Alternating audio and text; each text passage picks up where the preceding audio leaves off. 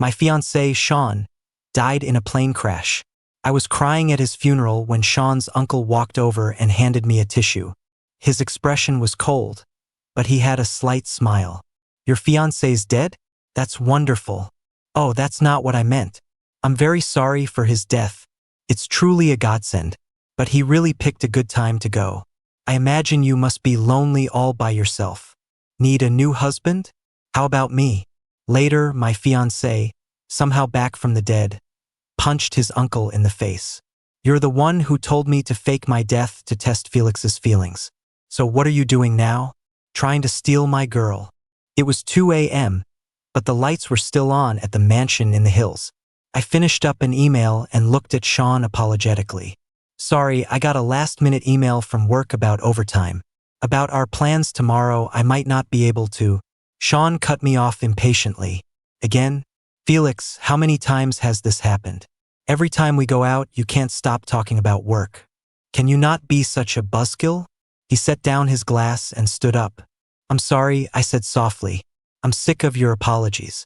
Sean argued with me for a bit before storming off. I could understand why he was upset. After all, my job is really demanding, and I have very little time to spend with him. To be honest, I really wasn't a very good girlfriend. I collected myself, ready to go and soothe my angry boyfriend. As I approached the private room, I heard mocking voices from inside. Sean, man, it's obvious he doesn't care about you. I'm telling you, just give him the cold shoulder. Once he realizes he's wrong, he'll come crawling back. That's right. Between work and you, he's got to learn you're more important. The voices belonged to Sean's group of buddies. The door to the room swung open from the inside. Sean was startled to see me at the door, but his face quickly hardened into a blank expression. I'm not in the mood to drive you. If you want to go home, figure it out yourself. I stood there, watching his back as he walked away. Sean was easily influenced, so he'd probably taken his friend's advice to give me the silent treatment. Seeing him so stubborn and unresponsive, I felt a wave of helplessness.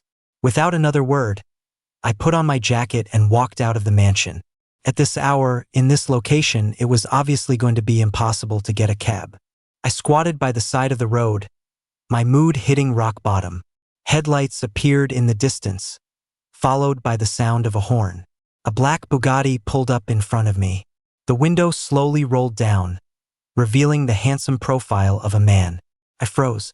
It was Sean's uncle, Nathaniel Smith. What was he doing here? What are you staring at?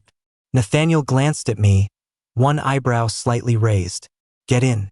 I never imagined Nathaniel would come out to give me a ride. My head was still spinning as I got into the car. Is the temperature okay? His voice was crisp and pleasant. There's a blanket in the back seat. Grab it if you need it. I shook my head, still a little dazed. I'm not cold. Nathaniel let out a soft chuckle. All right. He said nothing more and started the car. A faint, pleasant scent filled the car. I couldn't place the fragrance, but it smelled expensive. The music was soothing, and it strangely calmed my frazzled nerves. I secretly glanced over at Nathaniel. To be honest, I didn't know him very well. I'd only met him a few times when I was out to dinner with Sean, but I'd always had a good impression of him. I still remembered the first time I went to Sean's family home. My heat had unexpectedly started early. I felt absolutely awful and had hidden in the bathroom. My phone was outside, so I had no idea who to call for help. I silently prayed that Sean would notice I was gone and come find me. After waiting for what felt like an eternity, the stall door was gently pushed open. A crisp, pleasant mint scent enveloped me. It wasn't Sean's. It was Nathaniel's. Are you okay? His warm fingers brushed against my sensitive, swollen glands. A shiver ran through me. I shook my head frantically. In the small space, Nathaniel soothed me with his pheromones while texting a maid to go buy suppressants and patches. My body was as limp as a noodle. I clung to his shoulder, inhaling his scent like a cat on catnip. Nathaniel didn't push me away. He was like water, gentle and accepting. When I came to my senses afterward, my face turned bright red. Clinging to your boyfriend's uncle and sniffing him. Felix, what the hell were you doing? He must have had incredible self-control not to push me away. Of all the people in the Smith family, he was the only one who noticed something was wrong with me. To save me from embarrassment, he never told anyone that my heat had started early. I was amazed by how observant he was. It was then I understood why the financial papers called him every billionaire Omega's dream alpha. He really lived up to the hype. Did you and Sean have a fight? His voice pulled me out of my memories. I didn't deny it. Yeah. Did Sean make you angry again? I shook my head honestly. This time it was my fault. But a lot of the time I wonder if Sean and I aren't really right for each other. The moment the words left my mouth, I pressed my lips together. Saying something like that in front of Sean's uncle was completely out of line. A faint smile played on Nathaniel's lips. Why do you think that? He didn't seem fazed. I relaxed and answered, he's too childish. Nathaniel was non-committal. He is a child. Sean grew up wealthy, never wanting for anything. A lot of the time, he couldn't understand why I worked so hard. He especially couldn't understand why I always got mad when he'd say, I'll take care of you. In my eyes, that was the biggest gap between us. His world could revolve around having fun and being in love. But I had so much more to consider. That's why we kept postponing our wedding. Nathaniel and I didn't talk much after that. The temperature in the car was perfect, and I started to feel drowsy. At some point, I actually fell asleep. I had a dream. I was at the beach, and an octopus was wrapped tightly around me. Its tentacle suction cups were pressed against my lips, sucking so hard I could barely breathe. I tried to pull it off, but I couldn't. All I could do was rage silently. If I ever get my hands on you, I'm going to turn you into calamari. In my sleep, I subconsciously frowned. The man leaning over me watched as his eyes darkened slightly. He released a wave of pheromones, and the crisp, pleasant scent of mint instantly filled the car. It strangely soothed my chaotic dream. When I opened my eyes again, I saw that my seat had been fully reclined. The sky outside was just beginning to lighten. Nathaniel was in the driver's seat, seemingly working. The light from his laptop illuminated his face, tracing the sharp, handsome lines of his profile. I shifted slightly. Nathaniel glanced over at me. You're awake? Sorry, you were sleeping so soundly that I didn't have the heart to wake you. I shook my head, a little embarrassed. I should be the one apologizing for taking up your time. I should get ready and head to the office. Okay. I folded the blanket and put it back on the seat. The material was incredibly soft even though it was thin. It had been very comfortable. I gave it a reluctant glance. I really wanted to ask Nathaniel for a link to buy one. Wait, just as I was about to close the door, Nathaniel called out to me. Before I could react, he was kneeling in front of me. His warm fingers wrapped around my ankle. Sorry, I don't mean to overstep. I just noticed your ankle seems to be scraped. You should put a bandage on it before you go. His touch was light, almost ticklish. When Sean and I were fighting earlier, he'd smashed a glass. I must have gotten cut then. Such a tiny detail. He noticed that too? Thanks. I pulled my foot back, feeling my face grow warm for some reason. See you next time. He watched me intently, a smile playing on his lips. See you next time, Felix. When I got home, I looked in the mirror and saw a small cut on my lip. I thought back to the dream about the octopus. Was I really that hungry that I bit my own lip in my sleep? I opened my phone and ordered some braised octopus tentacles. I didn't expect to see Nathaniel again so soon. That evening, as I was heading home from work, my phone rang. The caller ID showed Sean, who had been ghosting me for days after our fight.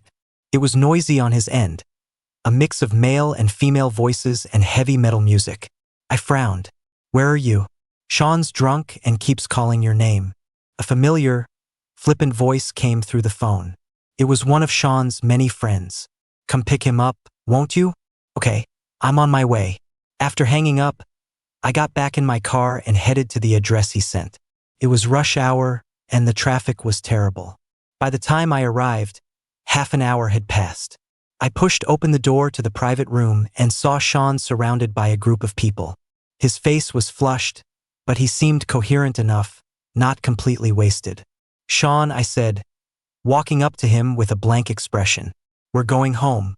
He turned his head away and ignored me. Hey, a 10-minute drive and you're this late? Must have been busy with work again. Yeah, clearly Sean isn't his priority. I took a deep breath, trying to control my anger. There was traffic. Excuses, excuses. How about this? You chug this bottle of wine, and we'll let you have Sean back. I looked at Sean again. He just stared down at the floor, motionless, as if he hadn't heard his friends trying to bully me at all. We stood there in a stalemate, neither of us moving. So pretentious. I heard someone in the room whisper, this whole thing would be over if he just gave in a little. He'll get it once Sean dumps him. Exactly. Why does he even need to work if he marries him? He's practically born to be a corporate slave. Why does an Omega have to be so aggressive? I don't get it. Maybe he's just crazy. My heart sank. My hands, hidden in my sleeves, began to tremble. I called his name softly. Sean. Sean kept his head down, not even a flicker of an eyelash. My heart felt like it was being squeezed by a giant hand. The pain was suffocating. When had it come to this? Him just watching as other people humiliated me, completely indifferent. My nose stung. As I turned to leave, a familiar voice came from the doorway. A tall, slender man stepped out of the shadows. Ben, I don't recall that project your father gave you being finished yet. How do you have time to be out here partying?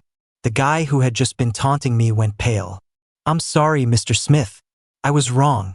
Please don't tell my dad. I'm going back right now. I didn't hear the rest of what they said. I went to the restroom, wiped away my tears, and splashed my face with water. This was so humiliating. When I looked up, a tissue was offered from my side.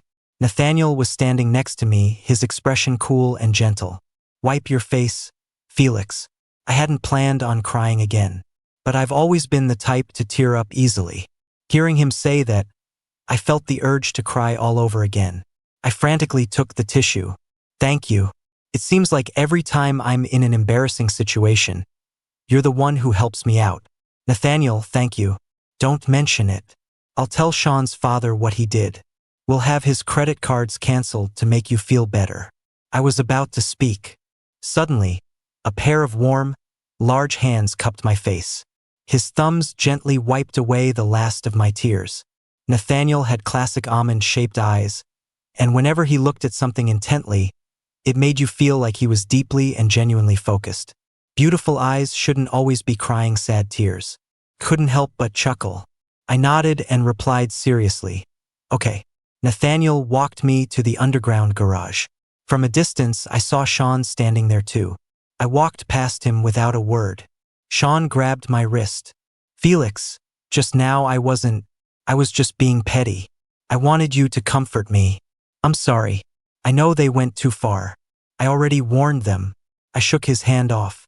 Sean, this is exhausting. I didn't want to hear his excuses, and I didn't want to fight with him, especially with Nathaniel standing right there. Arguing in front of him just felt wrong. Let's talk properly. Sean stubbornly refused to leave. I sighed. Not here. Let's talk when we get home. Sean's expression instantly relaxed. Okay, let's go home. Sean got in his car. I thanked Nathaniel again. Thank you for today. You're welcome. I don't know if it was just my imagination, but Nathaniel's expression seemed to turn a little cold. He was probably tired of dealing with this kind of drama. I stood there, trying to think of something to say that would cheer him up. Seeing that I hadn't moved, Nathaniel raised an eyebrow. Aren't you going home with Sean? I'm not in a rush. It would just be another fight when we got home anyway.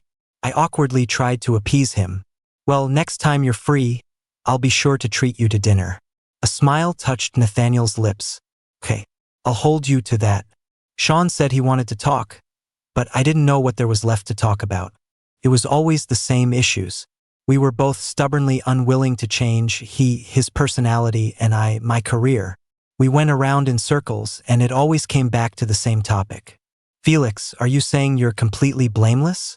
How many times have you bailed on me for your stupid job? Do you remember our anniversary? I told you I was taking you to dinner. I had everything ready. I was going to propose. But you were so late. Do you have any idea how I felt then? In the end, Our love had turned into nothing but accusations. I sighed. I know, but I was starting to doubt whether my decision back then had been the right one. Maybe I really shouldn't have agreed so rashly. I think we need to seriously reconsider our relationship. Let's both take some time to cool off. Sean stared at me for a few seconds. Then it hit him. Felix, what do you mean? Are you breaking up with me? Over this one little thing? You've got to be kidding me. I just think we need to cool down. Really, Sean? I'm so tired. My expression must have looked truly awful. Sean didn't keep arguing. He stared at me for a few seconds, then turned and left, slamming the door with a deafening crash. He never imagined that one day I would be so tired of dealing with him. Just as I never imagined that the person who swore to protect me in college would now be the one hurting me like this. After leaving Felix's place, Sean went straight back to the family mansion. He'd always been a proud person. His pride wouldn't allow him to bow his head and beg for anyone's affection. So what if it was just Felix? But he was still unbelievably irritated. He threw himself onto the sofa. Nearby, Nathaniel was watching a movie, completely absorbed. His uncle, usually so distant and seemingly not close with the family, was actually home this time. "Uncle, what are you watching?" "A romance film," Nathaniel said coolly. "It's about a man who fakes his own death after breaking up with his lover to make him realize his true feelings. In the end, they get back together. Sometimes love is like that. Its true depth is only revealed in matters of life and death." Pretty clever, isn't it? Fake his death? Sean was confused. Isn't that just lying? But sometimes love requires a little deceit, don't you think? Nathaniel had an air about him that was both reliable and trustworthy. Sean's expression slowly morphed into one of dawning realization. I get it. He ran off so quickly that he didn't see the faint, enigmatic smile forming on Nathaniel's lips behind him. After Sean left, I didn't hear from him for a whole month. Maybe it was because I was too busy with work, or maybe it was because, deep down, I didn't want to think about what to do with our relationship. I just never imagined that the next time I heard about Sean, it would be the news that he had died in a plane crash. When I got the news, I was in the middle of handling an email. For a moment, I thought I'd misheard. Sean was in a bad mood after you two fought, so he wanted to go on a trip to clear his head. But then, Felix, I'm so sorry for your loss. Guilt washed over me like a tidal wave.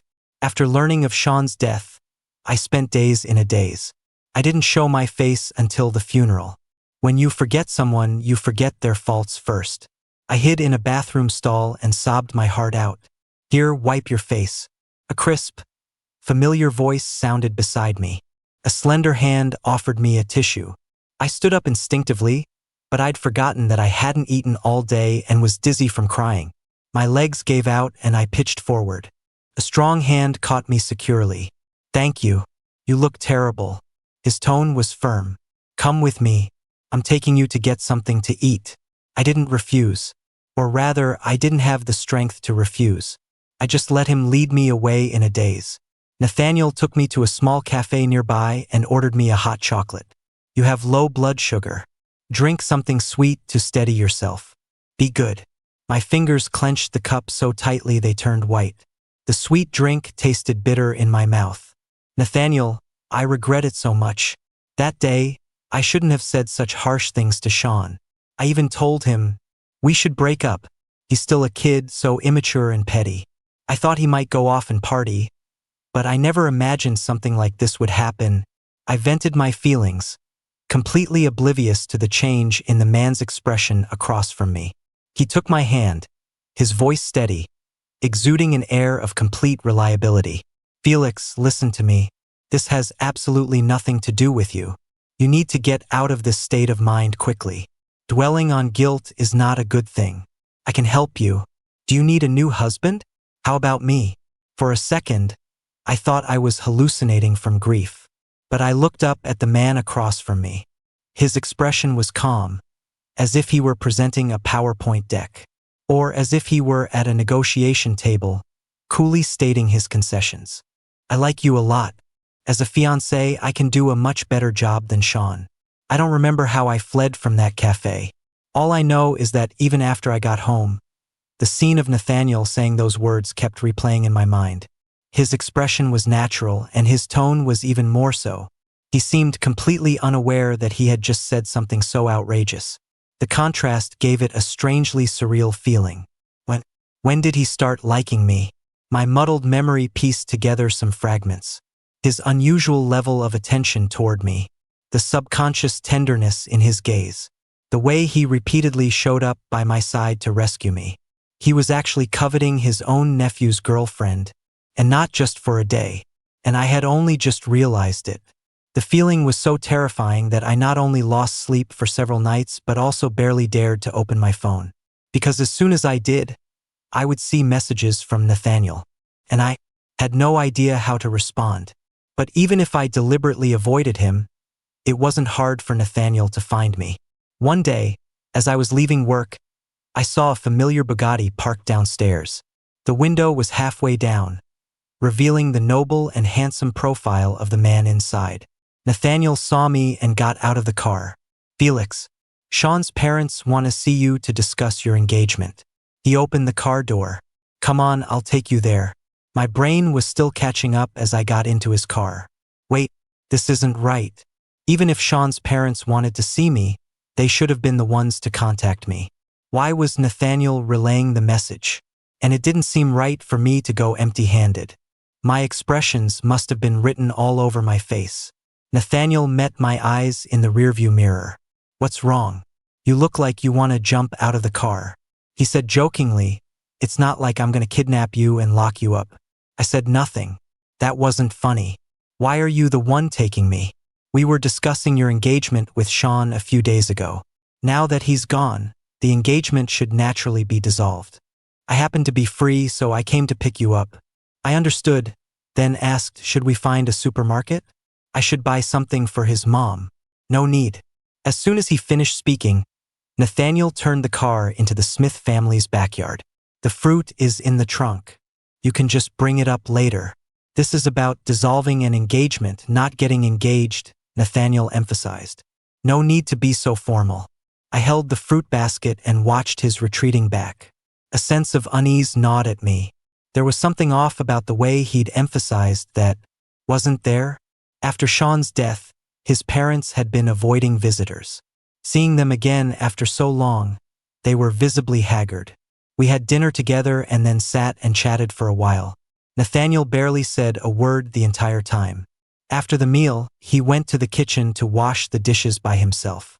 It was getting late, so I said I should head home. Nathaniel appeared out of nowhere again. "I'll drive you." I was about to refuse, but he added, "It's late. It's hard to get a cab from here. Let Nathaniel drive you home." "Don't worry about bothering him," Sean's mother said. With his encouragement, it was hard for me to decline. I walked to the back of the car and pulled on the door handle, but it wouldn't open. I instinctively turned around and bumped right into Nathaniel. I didn't realize he had gotten so close to me.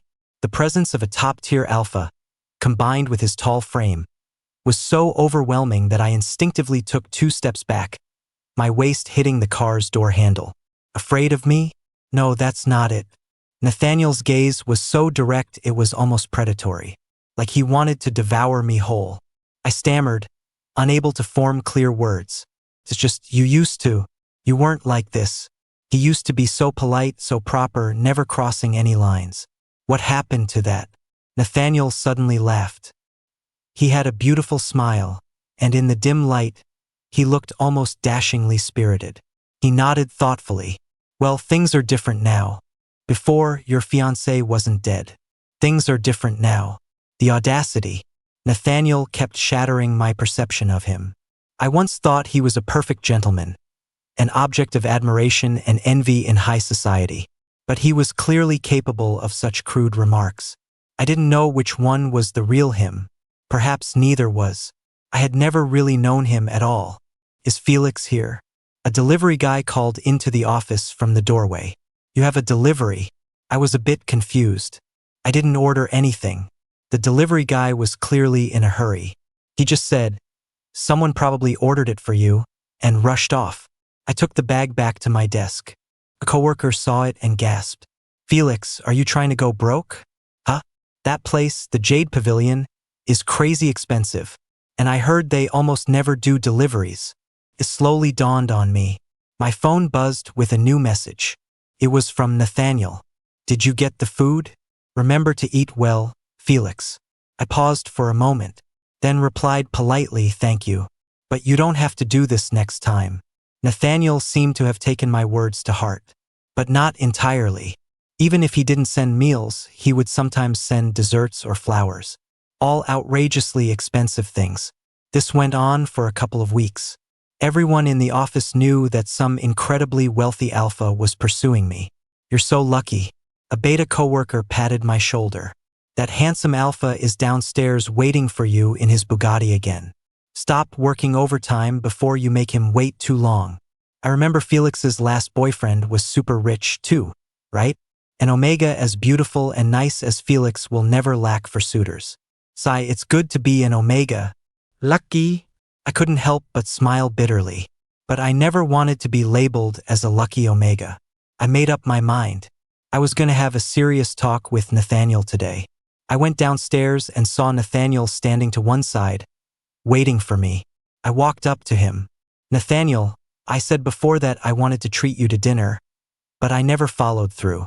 How about today? And while we're at it, we can talk. Nathaniel smiled and agreed. Okay then. I'd be delighted.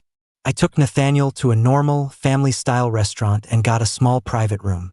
At first, I was a bit nervous, not knowing how to start. After a few drinks for courage, the words started to flow. Nathaniel, please don't send me things anymore. I'm not being dramatic or pretentious. It's just, I really hate it when people see me and their first thought is, oh, that's the Omega being pursued by a rich alpha. He's so lucky. Why is he working so hard when a rich guy is after him? Omegas are just going to get married anyway. Why not just go home and enjoy the good life? When I was with Sean, that's how everyone around him saw me. That's why our wedding kept getting postponed. I just didn't want to be seen like that. It makes me feel terrible. I'm sorry. I was about to say more when I heard Nathaniel's sudden apology. I froze and looked up at him. Nathaniel's expression was serious. It's my fault. I never thought about it that way. I've never been good with relationships. My parents call me a block of wood. So my idea of pursuing someone is just to give them the best of everything. I thought you'd be happy. I never considered that you wouldn't like it. Felix, thank you for being willing to tell me this. From now on, I won't do anything that makes you uncomfortable, Nathaniel continued. I will unconditionally respect your wishes.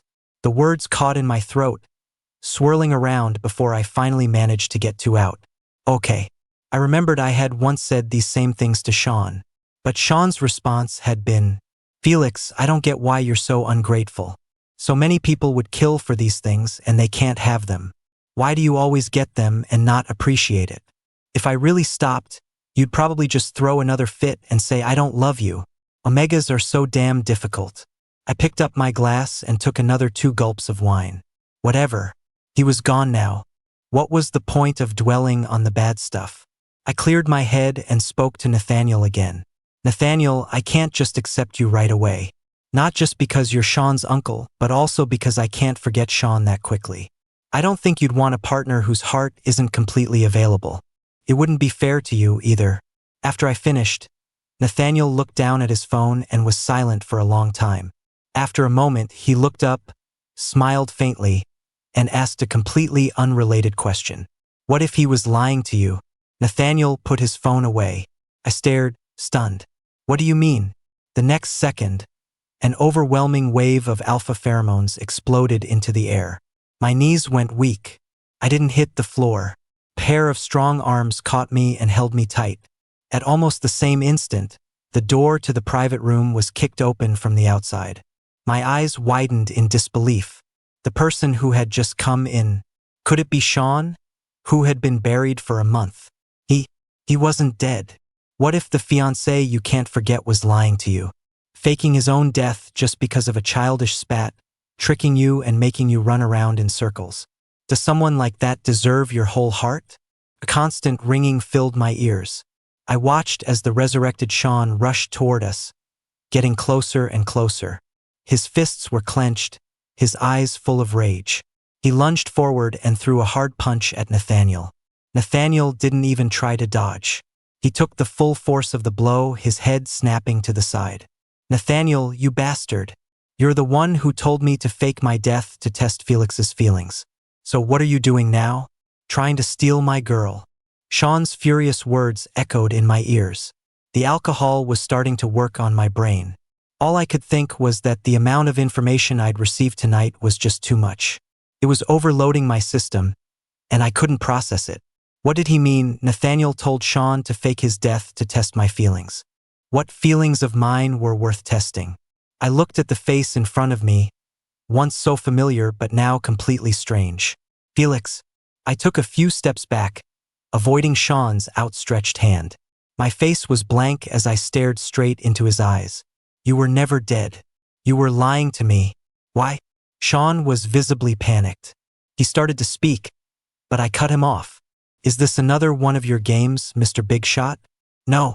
Sean pointed an accusing finger at his uncle. It was him. The night we fought and I went home angry. He was the one who suggested I fake my death to test your feelings. I just didn't want to break up with you, Felix. That's why I thought this would be a way to win you back. I just didn't know how to be sure if you still loved me. I was so scared. So, I was almost impressed by how calm I could be. Did you see what you wanted to see? I was heartbroken for you.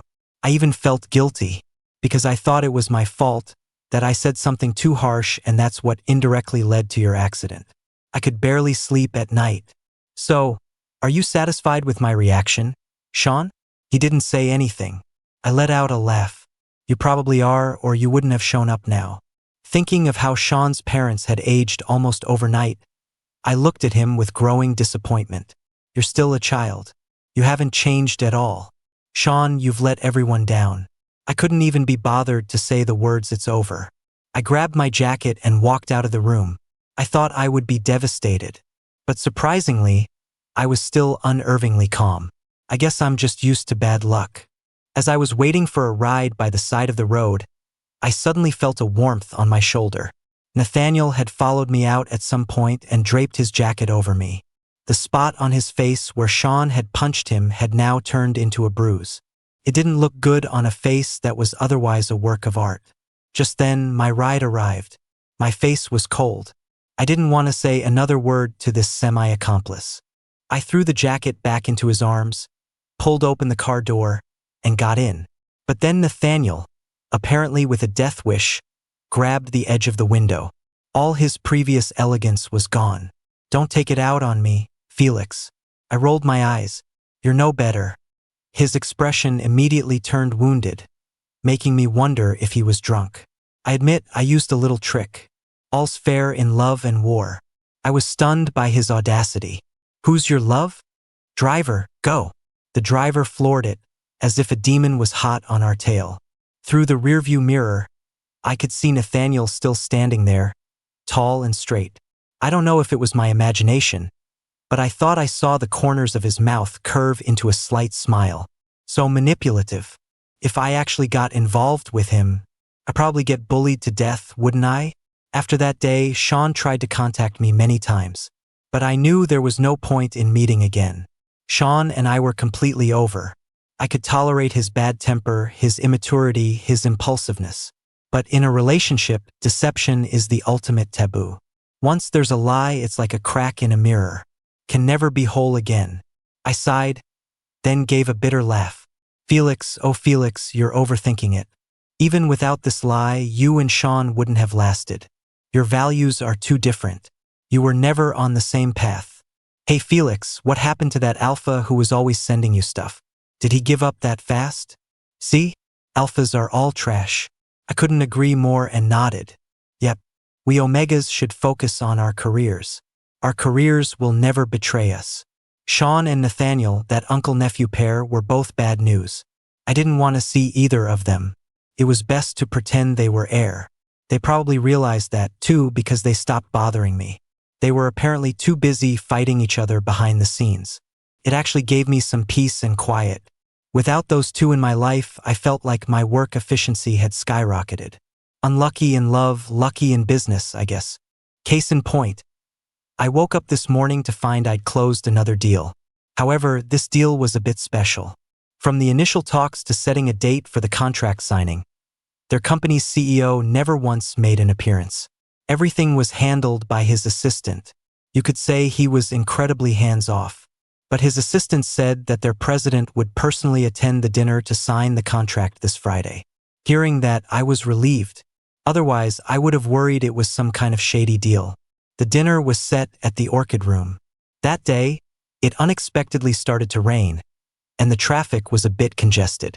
Fortunately, I rushed and managed to push open the door to the private room right on time. I looked up, before I could even say hello, and my eyes met with the mysterious president sitting at the head of the table. Oh God, no wonder I'd felt something was off. It was an old acquaintance. Felix, why are you so late? Quick, pour Mr. Smith a drink to apologize. Quickly sat down and picked up my glass. Nathaniel stopped me. No need. Here with me, we don't need to play by those drinking culture rules. We can just eat normally and talk business. With Nathaniel's intervention, I didn't have a single drop of alcohol the entire evening. An employee being treated like the boss. Nathaniel was even more over the top. It seemed like his eyes never left me the entire time. Every time I tried to sneak a peek at him, our eyes would meet. And then he would smile. Smile. Smile. Smile. What was so funny? After dinner, my boss, probably sensing that Nathaniel felt differently about me, suggested that I act as the designated driver and take Nathaniel home. Felix, you were the only one who didn't drink tonight, so I'll have to trouble you to take Mr. Smith home. When the boss makes a request, can you really say no? I nodded, looking at Nathaniel with a blank expression. Let's go, Mr. Smith. I'll take you. If you don't want to drive, I can call a driver to pick us up. What's the difference? I chuckled dryly. No need. I'm not that important. Nathaniel's alcohol must have had a delayed effect. First, he spoke to me clearly. Soon enough, he was leaning against the passenger seat, dozing off. When we got to his place, it took a lot of effort to get him out of the car. It wasn't until I'd hauled him into the house that I realized something was wrong. The air was thick with the potent scent of alpha pheromones. Nathaniel's face was flushed, and his forehead was hot. Was he starting his rut? Nathaniel? Nathaniel? I called his name for a while with no response. I sighed and decided to look for suppressants where he might keep them. But after searching for a long time, I found nothing. The alpha behind me at some point had woken up on his own. He suddenly wrapped his arms around me from behind. Third drawer down. I opened the drawer and took out a suppressant shot. I tried to give it to him, but he was holding me so tight I couldn't break free. Felix, I have to confess something to you. The good-tempered me you saw before, that was all an act. I'm actually a bad person. I'm possessive and I have issues. Seeing him kiss you, touch you, I felt like I was going crazy. I just want to be the only one who looks at you, who possesses you. I like you so much. I have since college. The first time I saw you, I fell for you. You were giving a speech on stage and I just watched you and thought, how could there be an Omega so perfectly suited to me? But you were Sean's girlfriend. I was so jealous and so helpless. Now I finally have my chance and I don't want to give it up. I want to tell you everything about me. Most of all, I don't want to lie to you. Don't be afraid of me, Felix. Afraid? Hearing him say all this, my first reaction, surprisingly, wasn't fear. An indescribable feeling welled up inside me. To have someone feel this way about me, to pour such intense affection onto me, it gave me a thrill. Well, this is great. Now I'm a psycho too. I scheduled an appointment at the hospital for a mark removal surgery. Washing away the mark Sean left on me would mean we were truly, completely done. I had planned to go alone. But Nathaniel, who somehow got wind of it, insisted on coming with me. I'm not comfortable with you having surgery alone. What if you feel sick afterward? What if you get a headache or feel dizzy? Who will take care of you? I couldn't argue with him, so I let him come. The procedure was short, but incredibly painful. With tears in my eyes, I remembered the slogan at the hospital entrance. Choose the right alpha, and he won't make you suffer the pain of torn flesh. As I walked out of the hospital, I saw a familiar figure standing at the entrance. It was Sean, whom I hadn't seen in weeks. He looked completely different. He was unshaven, with an air of exhaustion he couldn't hide. You had the mark removed? Yeah. It's best to part on good terms. Sean's eyes turned red. Felix, even if it's not me, you shouldn't choose him. He glared at Nathaniel with hatred. He's not a good person. I shook my head, my face calm. It has nothing to do with you anymore. Nathaniel, standing behind me, smirked, like a general who had just won a great victory. As we passed Sean, he leaned in and whispered in his ear. Nothing to do with you. Did he really have to rub it in? Was he determined to piss his nephew off to death? As the saying goes, unlucky in love, lucky in business. It's really true. Without a man getting in my way, my work had been going much more smoothly lately. I even got a promotion. However, a promotion meant I was even busier. So busy that I completely forgot about my own heat. In the middle of the night, when the fever came on without warning, I fumbled through an empty drawer, a sense of despair washing over me. My glands, still sensitive from the recent mark removal, were screaming for pheromones.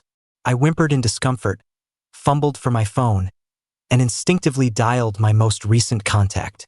Hello? Felix, what's wrong? Nathaniel, I feel awful. My voice was thick with tears. Can you bring me some suppressants? His tone on the other end instantly became serious. I'm on my way. I buried myself in the blankets, losing track of time. Probably only took Nathaniel 10 minutes to get there, but it felt like a century. When I heard the knock, I pulled the door open. The moment I saw Nathaniel, I felt like a cat seeing a giant stalk of catnip. I launched myself at him. I buried my face in his neck, sniffing his glands over and over. Nathaniel's pheromones were undoubtedly a very high match for me. I purred contentedly, rubbing against him. Nathaniel raised a hand and pressed the cool suppressant injector into my glands. He didn't miss the chance to tease, "What are you, a puppy?"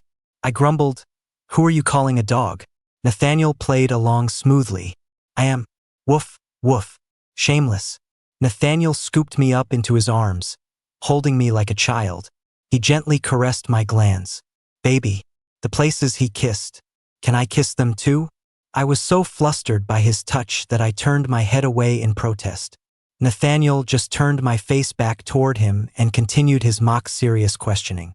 The place he marked, can I mark it too? I was so agitated by his teasing that I yelled, "You can do whatever you want. Okay?"